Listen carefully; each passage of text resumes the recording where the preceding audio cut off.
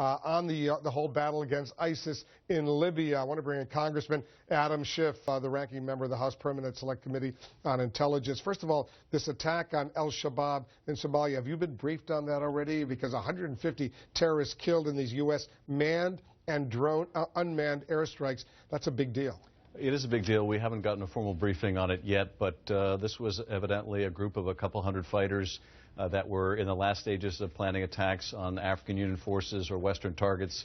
It's rare to see a group this large in an isolated location and make itself a target like this, but the combination of both unmanned and manned aircraft apparently took out the target and most of the people in it. And I think will be very important in terms of protecting the lives of those African Union troops. I think we've reestablished contact with Barbara Starr at the Pentagon. Barbara, update our viewers on what we know. It's not every day the U.S. launches manned and unmanned airstrikes and kills, according to U.S. officials, 150 terrorists. That's right, Wolf. I think that this may well be one of the largest, if not the largest, airstrike against a single group of terrorists ever, or at least in some years.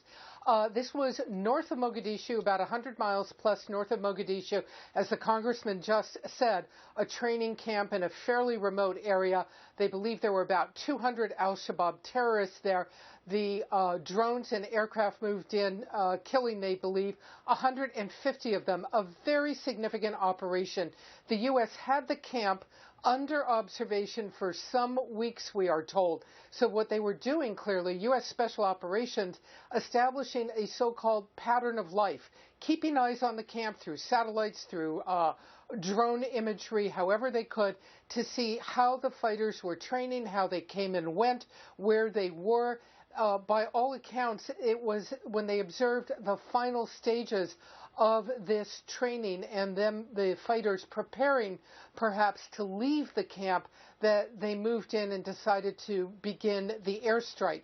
The U.S. says that these fighters were in the final stages of carrying out what they call, the U.S. calls, an imminent threat against U.S. troops and African peacekeeping troops in Mogadishu. It is well known amongst those who follow it. There are indeed a small number of U.S. troops at the airport in Mogadishu that interact with the African peacekeepers, with the Somali government, such as it is, to help them out. So was the airport in Mogadishu the actual target to try and storm the airport and go after the U.S. troops there? We don't know at this point. The U.S. very tight-lipped about all of it, but, you know, you'll recall we saw al-Shabaab bring down that airliner a few weeks ago, and even today, further violence attributed to al-Shabaab in Mogadishu. Wolf? All right, Barbara, very disturbing information coming in. Barbara Starr at the Pentagon. Congressman Schiff is still with us.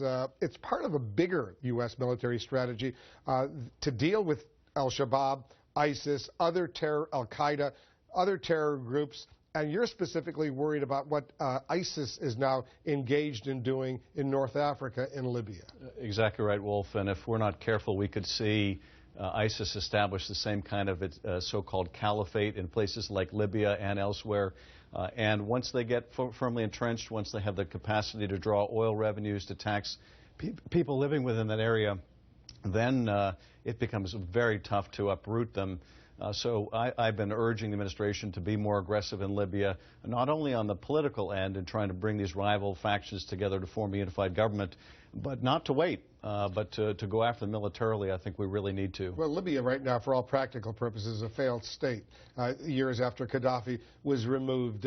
But you don't want U.S. ground troops to go in. You're talking about what we just saw the U.S. do in Somalia, airstrikes. Airstrikes, exactly, and as well to see our European allies that have really the most at stake if Libya gets out of hand, as it would be a gateway to southern Europe.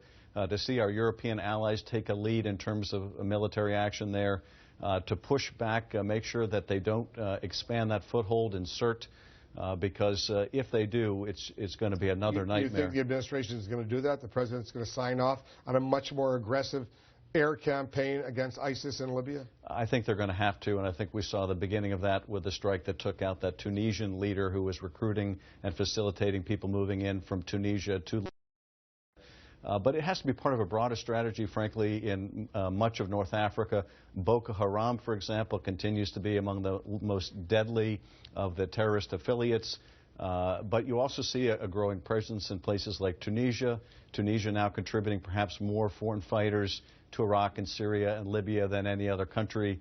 So as I think ISIS becomes under more pressure in Syria and Iraq, as its operating space there shrinks, it's going to seek to grow in other places like Libya, as well as lash out at places like Europe and the West. You saw this report today that British police are preparing for what they call an enormous and spectacular potential attack on the UK by ISIS. What can you tell us about this? Because when I saw that report, I was pretty disturbed, obviously. Well, I think Britain, France, Belgium, Germany, they all are at grave risk of another Paris kind of attack. There are just too many foreign fighters who have returned from the fight, too few resources directed to tracking them. And really, it doesn't require that much resource-wise for ISIS to launch attacks like this. So UK is right to be on guard, as are our other European partners, because the risks remain extremely high. Because the risks are high here in the United States as well. They are. They're, frankly, they're highest for homegrown radicals. Situations like we saw in San Bernardino, that people who are radicalized online. But in Europe, they're facing a different threat, and that is they're facing the threat from people who have actually gone to fight, who have been trained, who have now come back and are working on the logistics of attacks in Europe. Congressman Adam Schiff is the ranking member of the House Permanent Select Committee on Intelligence. Obviously disturbing information indeed. Thanks very much for joining us. Thanks.